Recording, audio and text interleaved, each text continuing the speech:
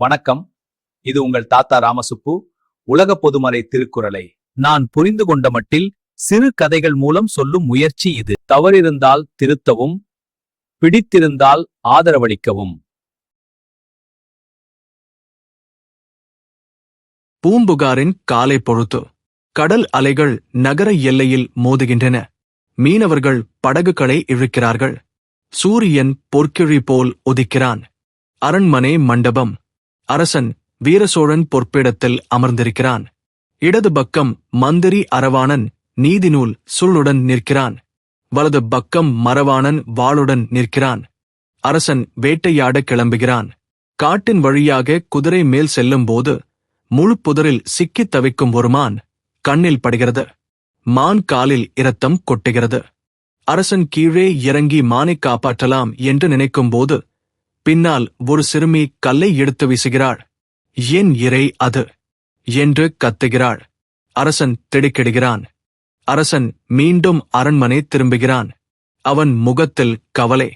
என் நாட்டில் மக்கள் விலங்குகளை தின்னும் பட்டினி நிலை உள்ளதா என்று மந்திரிகளை கேட்கிறான். அவர்கள் பதில் சொல்லத் தயங்குகிறார்கள். அரசன் அரவாணனிடம் நாடெங்கும் அறச்சாலைகள் அமைக்கவும் ஏழை மக்களுக்கு இலவச உணவு வழங்கவும் கட்டளையிடுகிறான். அரவாணன் வேகமாகச் செல்கிறான். மரவாணனிடம் காட்டில் விலங்குகளை வேட்டையாடி உண்ணும் கும்பலை பிடித்து வருக என்று அரசன் கூறுகிறான்.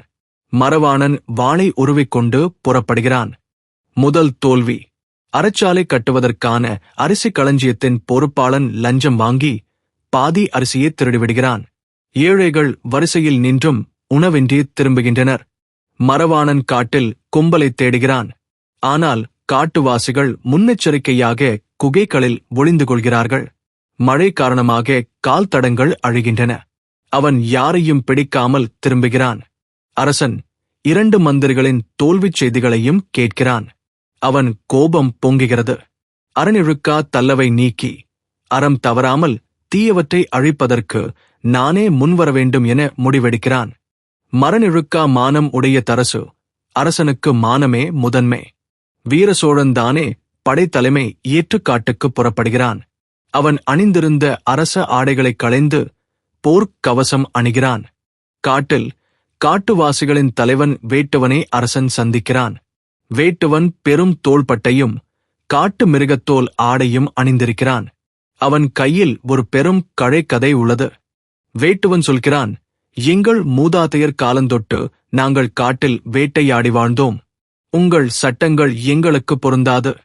அரசன் அமைதியாக கேட்கிறான். எனவே ஒற்றை போர். நீ வென்றால் உன் நாட்டு சட்டத்திற்கு கட்டுப்படுகிறேன். நான் வென்றால் எங்கள் வழக்கப்படியே வாழ்கிறோம் என வேட்டுவன் சவால் விடுகிறான். அரசன் உடனே சம்மதிக்கிறான். இதுவே மானமுள்ள அரசனின் வழி. கடுமையான போர். வேட்டுவனின் கதை வீரசோழனின் மீது பாய்கிறது. அரசன் தன் வாளால் தடுக்கிறான். இரத்தம் சிந்துகிறது. இருவரும் களைப்படைந்து மூச்சிறைக்கின்றனர்.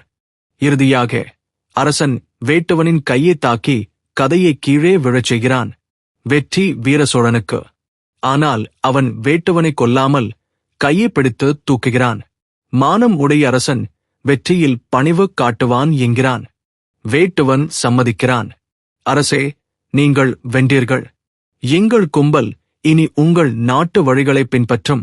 விலங்குகளை வேட்டையாடாமல் ஆடு மாடு வளர்க்க கற்றுக்கொள்வோம். அரசன் மகிழ்கிறான். அரவாணன் பணிமாற்றம் செய்கிறான். லஞ்சம் வாங்கிய அதிகாரிகளை நீதிமன்றத்தில் நிறுத்தித் தண்டிக்கிறான். புதிய நேர்மையான பொறுப்பாளர்களை நியமிக்கிறான். அறச்சாலைகள் மீண்டும் செயல்படுகின்றன. பூம்புகார் மக்கள் அரசனை வரவேற்கிறார்கள். அறநிழுக்கா அரசே வாழ்க்கை என்று கோஷமிடுகிறார்கள். வீரசோழன் மக்களிடையே நடந்து செல்கிறான். மானம் என்பது பட்டமல்ல, கடமை என்று அவன் உணர்கிறான். அறநிழுக்காதல்லவை நீக்கி மரநிழுக்காமானம் உடையதரசு. பொருள்: ஆட்சி முறைக்கு உரிய அறத்தில் தவறாமல் அறமல்லாதவற்றை நீக்கி வீரத்தில் குறைபடாத மானத்தை உடையவனே சிறந்த அரசன் ஆவான். நாளை சந்திப்போம். இன்று விடை பெறுகிறேன். நன்றி.